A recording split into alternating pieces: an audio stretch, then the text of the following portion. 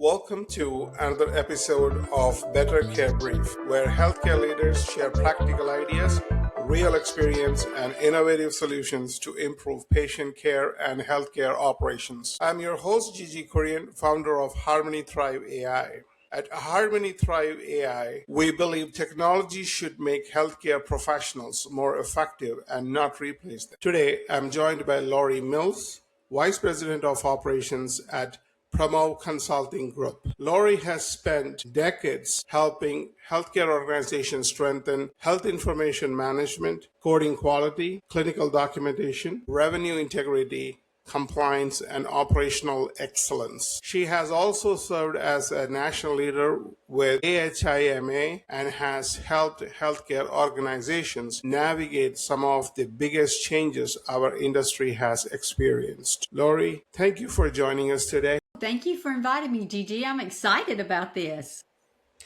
I'm excited too. Let's start with our initial conversation with evolution of HIM management.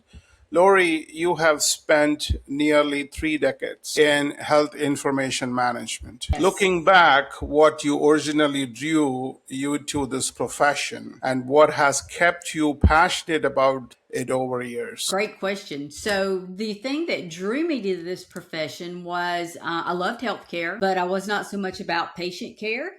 So how could I fit into this world and not have to touch a patient? So that's how I actually got into health information. And once I got in, man, there are so many avenues to take that health information professionals have. Now here we are. I've been in so long that we've gone from transitioning from paper records to where you were chasing docs down the hall to get them to sign charts and that sort of thing, till now we've transitioned over to electronic EMRs. And, it's not near the face-to-face anymore or the human contact with providers that it used to be.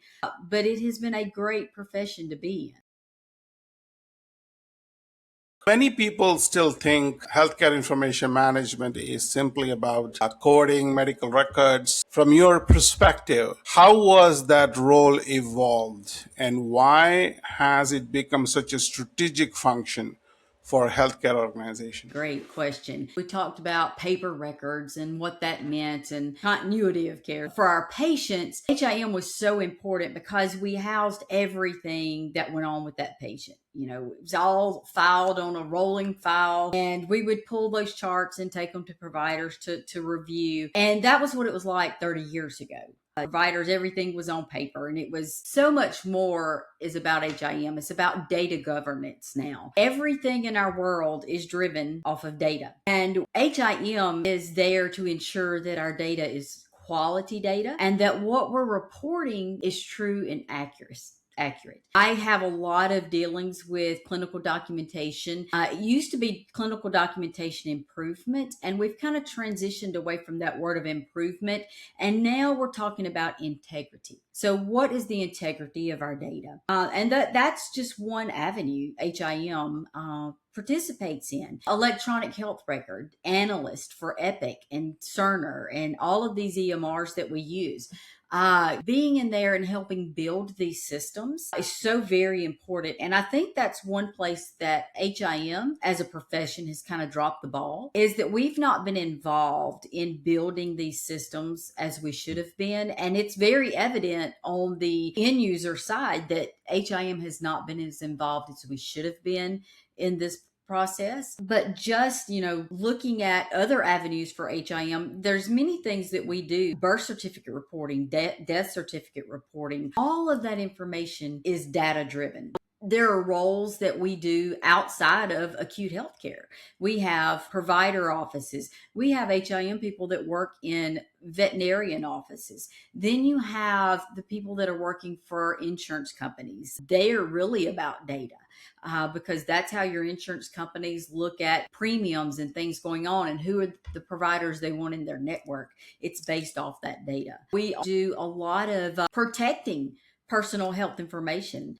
That is one thing that HIM has really been in tune to over the years is making sure that that PHI stays private and it's protected, and not everybody can get to your data. Now, granted, in this world that we're in now, that's a little harder to do because there are so many things that people are receiving data and it's being transmitted electronically. HIM has been really concerned about it. These apps that people are using now. We house PHI in the hospital or in the clinic, and we were the only ones to see it unless it was requested by you. Well, now all of these apps have access to that, and they're gathering this data and using it for research purposes and other things. So we educate our patients on what that means, what their PHI means, and where is it going. People have issues with their identities being stolen because this information is being released. We had a case here actually in Mississippi, where I'm from, that the patient's information was released and someone was able to go in and change their retirement information because they had everything that patient needed, and they were able to steal that patient's retirement funds. You have worked with hospitals, physician groups, and healthcare systems across many different environments. Despite all the advance in technology, what are the biggest operational challenges organizations continue to face today? One of the biggest issues, and we hear this from clinicians all the time, is we're sitting in front of a computer clicking. We're not really paying attention to our patients.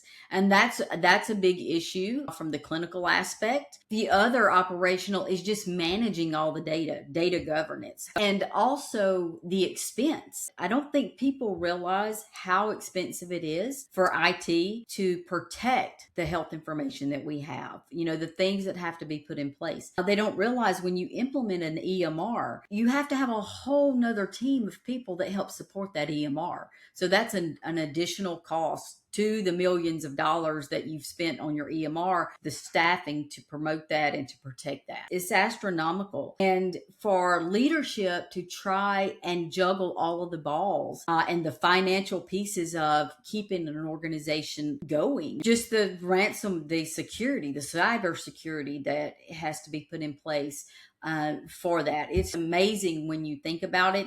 And I know people talk about cost and what is passed on to the patients, but just the cost of doing healthcare and being in business of healthcare has skyrocketed over the last 10 years. And documentation sits at the center of patient care, reimbursement Yes. and compliance and quality reporting, no doubt about it. But where do you see organizations struggling the most when it comes to documentation and revenue integrity? So that is something that I'm really passionate about, is our integrity of our documentation. The biggest challenge is all of our EMRs, they're great, but we've built all of these canned notes that providers says the same thing a lot of times on patients. You can't look at a note and tell what patient it belongs to because we've built all of these canned phrases and smart phrases that providers are using. It's very difficult to go in and identify a patient just based off of their documentation. And we see that when insurance companies are requesting records, we get a lot of denials because the documentation doesn't support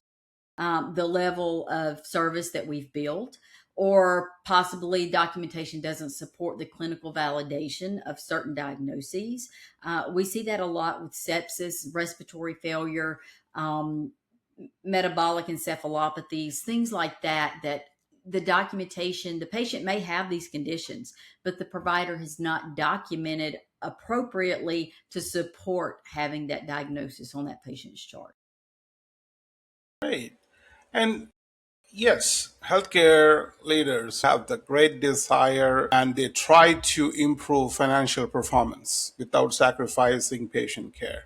Yes. How can better documentation, stronger health information management support both clinical quality and financial sustainability? Yeah. So one way to do that is by building out, a lot of times clinical documentation teams roll up to HIM. or they're housed in HIM.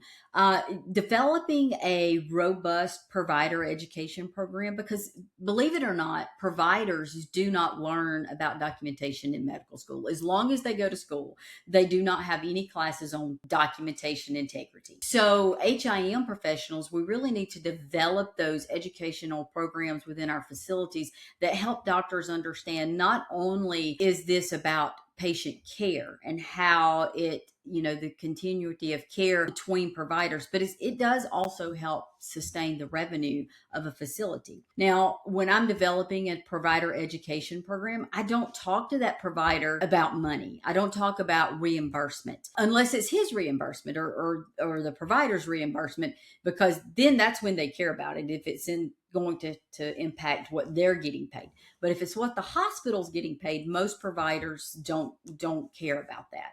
So we always base it on the clinical outcomes of the patient, and that's how it's impacting the quality scores, what documentation does to the provider's physician's quality score, plus what it does to the organization's quality scores. We want to make sure documentation is appropriate, is so it supports. If a patient comes in and they don't look very sick on paper and that patient dies, then it's going to reflect poorly on that provider and the facility that I have a patient that did not look very sick, but they died in my facility. We try to train providers on capturing that risk of mortality and severity of illness score. I want you to paint me a picture of what that patient really looks like and how sick they really are. I know a lot of people don't even realize that a lot of times payers or insurance companies, they're looking at the documentation and there is someone making a decision based on what they're reading about that patient,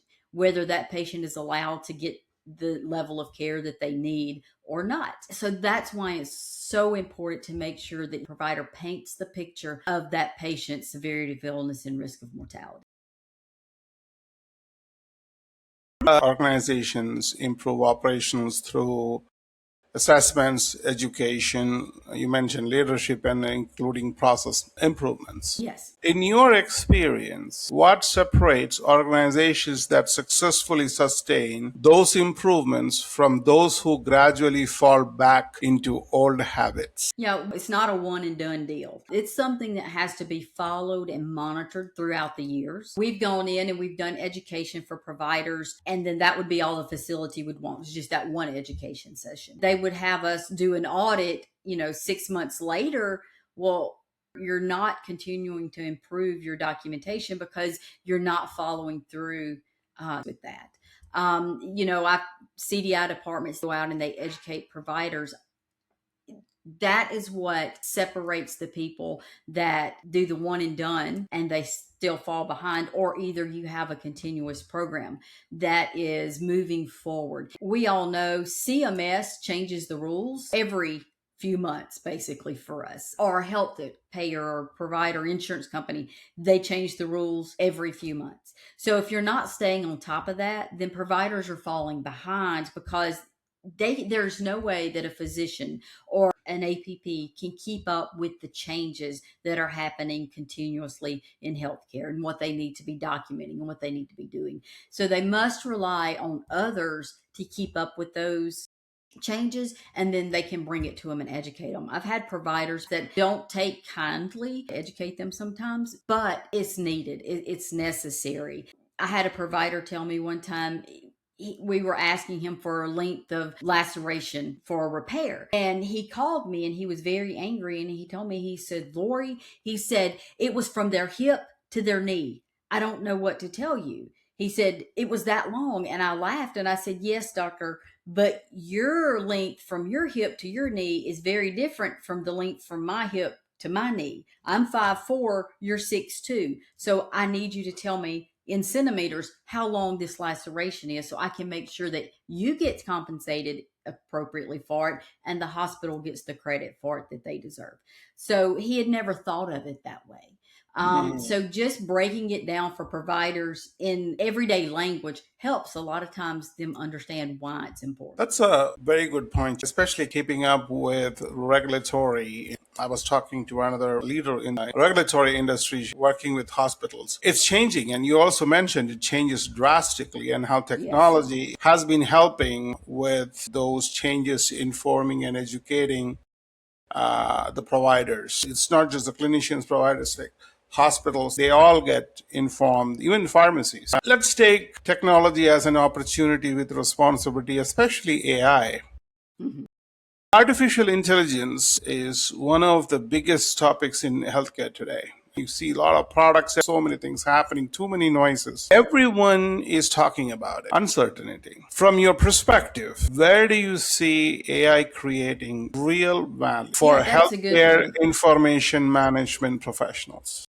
Yes, that is a very hot topic, as you said, throughout healthcare. In HIM, we're having these discussions because coders are afraid AI is going to take their jobs. And that is one area that I think a lot of advancement can be made, but I don't think it's going to replace our coding staff. I think it's going to be a tool that our coding staff will be able to utilize to get better coding, more quality coding. We have AI. There are some things I think AI is going to take away from coding, as far as the simple stuff, the very labs, ancillary services that really a human's not necessarily needing to touch that. But I believe on the inpatient side, observations, more complicated, day surgeries, things like that, we'll be able to use AI as a tool to help us. It will generate the codes based off the documentation it's reading, but the coder is still going to have to be a skilled professional that can go in and look at what AI has suggested and determine, is this appropriate or not. And maybe 10 years from now, AI will be able to do that. But right now, going in, it's going to require human intervention to use AI as a tool. And I know there's a lot of companies that's telling CFOs and telling leadership, we can get rid of your coding staff, we can get rid of your CDI staff, all of that. Yes, you can get rid of all of it, but it's not going to be good quality data. I think from the side of CDI, it's also going to assist in chart reviews. It will help speed that up, that it will review the chart and the CDI will go through and evaluate what his AI recommended and see how it fits into the picture. I think clinically it's going to be a tool for providers to use, but I'm very leery to say that we're going to take away a lot of jobs because of AI. I think it's going to be a tool that we're going to be able to use. Yes, I agree with you on that. One of the things that we often discuss that is AI should support experts rather than replacing them. Yes. Yes, can they replace?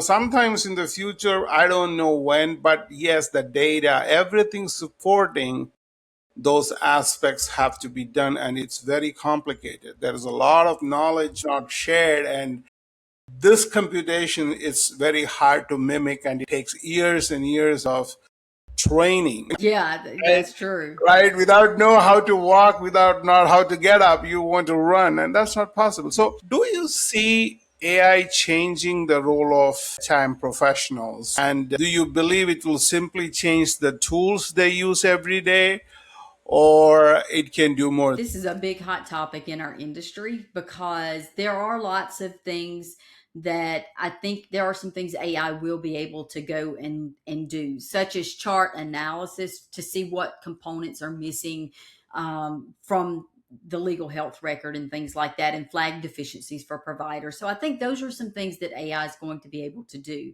But I think it's going to be more of a tool for HIM professionals. Over the last 10 years, HIM professionals have moved into a lot of informatics. We make really good informatics people because we have that base knowledge that everyone needs of how and what is a legal medical record, and then we can apply that to going forward to our informatics. How do we pull data? How do we report on data? I think those are going to be jobs that we will always have, but AI will be a great tool to assist us in that. For the professionals entering healthcare information management Mhm. today, what skills do you believe will become most valuable in an AI enabled healthcare environment? Yeah, the skills that the new professionals coming in are going to have to do. And I know I've talked a lot about data, but data analytics, also the informatics piece of like building our EMRs, helping clinicians utilize EMRs that's going to be a meaningful impact to their lives, to where it's going to make their lives easier. Because granted, we have done some things in healthcare that have made providers' lives difficult when it comes to documentation. I think just learning those things and having a good understanding of our legal health record and how we can apply AI to be an assistant to improve our patient care is going to be very important in the future. Let me switch the gears here a little bit. Okay. What would Lorie recommend to executives or a CEO to strengthen health information management and prepare for the future? I think it's going to be important. A lot of times we've looked at HIM as an entry level. HIM's always been in the basement for years and years and years. I think looking at the fact that you have credentialed coders, you have credentialed HIM professionals with an RHIT or an RHIA that's working in your HIM department, those people are going to be able to add value to your organization. They've got the background and the knowledge necessary to support an organization moving forward with quality measures reporting, with utilization review, with just the basics of protected health information. And even in our informatics area, we're going to help organizations move forward and be able to take on all the challenges that's coming down the pike in the next 5 to 10, 15 years. That's a very thoughtful insight that you're sharing, which is really, really good. And Lorie, thank you for sharing your experience and insights today. Thank you, Gigi, for inviting me. I've loved it, and it's been very fun for me to talk about my profession and how much I love it. Yes, it's very important because HIM, there was perception out there, and I think with this podcast, it's going to change a lot of how people perceive it, and especially the area that what is missing. I especially appreciate your perspective about technology, including AI, will continue to evolve. Success ultimately depends on strong leadership, a sound governance, high quality information, the data, and the experienced professionals who know how to turn data into a better decision. I think that was a profound message for our viewers. To everyone listening, thank you for joining us for another episode of Better Care Brief. If you enjoyed today's conversation, please subscribe, share this episode with your colleagues, and join us again as we continue exploring practical ideas and innovative solutions that are shaping the future of healthcare. Until next time, I am Gigi Kurian with Harmony Thrive AI. Thank you for listening.